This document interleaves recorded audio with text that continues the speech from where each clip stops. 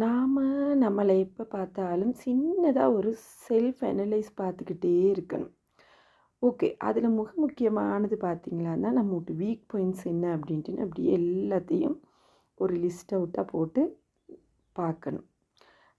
இந்தந்த விஷயம்லாம் எனக்கிட்ட வீக்காக இருக்குது அப்படின்ட்டுன்னு எங்களுக்குள்ள ஒரு அனலைஸ் பண்ணிவிட்டு அதை நாங்கள் புரிஞ்சு கொண்டோன்னு வைங்களேன், அந்த வீக் எல்லாத்தையும் நாங்கள் ஸ்ட்ரென்த்தாக ஆக்கிடலாம். எப்படின்னா, எங்களோட டைம் மிச்சப்பட்டுரும். வீணாக ஒரி பண்ணிக்கிட்டு இருக்க மாட்டோம். கவலை வராது. சில நேரம் ஆப்பர்ச்சுனிட்டியை வேகமாக நாங்கள் பிடிச்சிக்கொள்வோம்.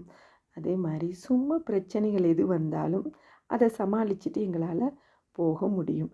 எங்களோட வீக் பாயிண்ட்டை நாங்கள் பார்த்துக்கிட்டோமா இருந்தால் அது எங்களோட க்ரோத்துக்கு ரொம்ப ரொம்ப உதவியாக இருக்கும். என்ன நண்பர்களே, உங்களோட வீக் பாயிண்ட் என்னென்னு கமெண்ட் செக்ஷனில் சொல்லுங்கள்.